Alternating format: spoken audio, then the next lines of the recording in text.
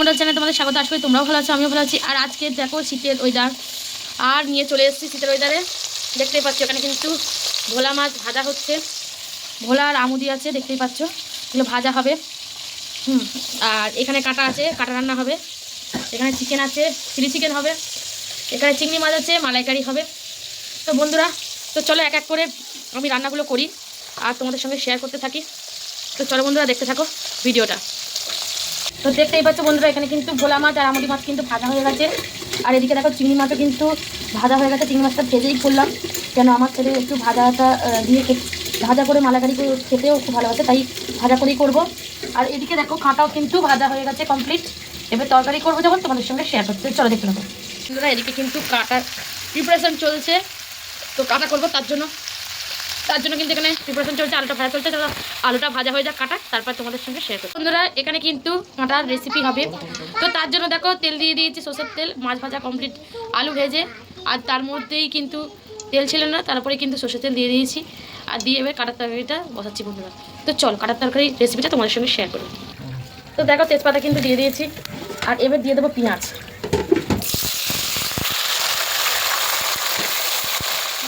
পেঁয়াজ দিয়ে দিয়েছি, আর তার সঙ্গে কিন্তু দিয়ে দেবো টমেটো। দেখতেই পাচ্ছ টমেটো কুচি দিয়ে দিলাম, দিয়ে কিন্তু এবার এই পেঁয়াজগুলো ভাজা ভাজা করে নেবো। তো চলো ভাজা হয়ে যাক, তারপর তোমাদের সাথে শেয়ার করবো। আর দিয়ে দেবো দেখো পেঁয়াজ করি। আর এখন শীতকালে কিন্তু পেঁয়াজগুলি দিয়ে তরকারি খেতে বুঝলো ভীষণ ভালো লাগে।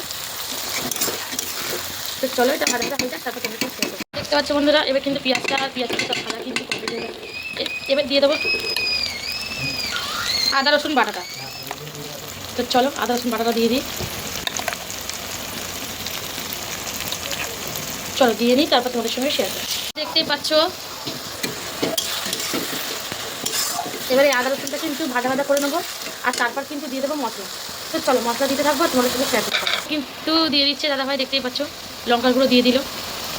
আর কাঁটা একটু ঝাল ঝাল না হলে বন্ধুরা ভালো লাগে। তো চলো এই শীতকালের বাজারে কিন্তু কাঁটা হেভি লাগে। আর দিয়ে দিচ্ছে দেখো হালকা করে একটু আজিনা। তো আজিনা আমি দিই না, তো একটু সামান্য দিলাম। আর দিয়ে দিচ্ছে দেখো চিনি, আন্দাজ মতো চিনি দিলাম, স্বাদ অনুযায়ী চিনি দিয়ে দিলাম। আর দিয়ে দিচ্ছি দেখো হলুদ গুঁড়ো।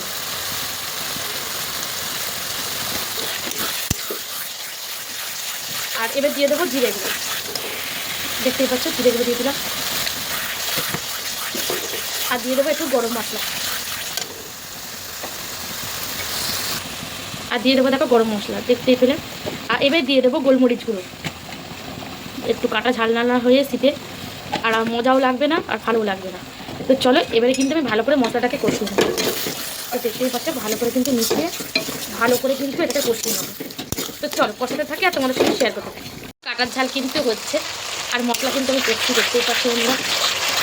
দেখতেই পাচ্ছ একেবারে লাল লাল করে কষি, ঝাল ঝাল ঝাল ঝাল করে মশলাটা কষিয়ে নিয়ে তারপরে কিন্তু আলু দিয়ে কষি। তো চলো দেখি আচ্ছা বন্ধুরা, আলু কিন্তু দিয়ে দিয়েছি আমি। আর এবার কিন্তু আমি আলু দিয়ে কষি বন্ধুরা। তো চলো কষি আর তোমাদের সঙ্গে কষানো হয়ে যাচ্ছে। এবার দিয়ে দিচ্ছি কাঁটা দিয়ে একটু কষে, আর দিয়ে দেবো হালকা করে জল। তো চলো বন্ধুরা দেখতে পাচ্ছ কাঁটা কষা হচ্ছে। তো চলো বন্ধুরা দেখতে পাবো, কিন্তু জল ঢেলে দিয়েছি, কাঁটা কষা হয়ে গেছিলো। কাঁটায় জল দিয়ে দিয়েছি, দিয়ে কিন্তু এবার ফুটতে দিচ্ছি। আর এর ওপর দিয়ে দেবো ধনেপাতা কুচি।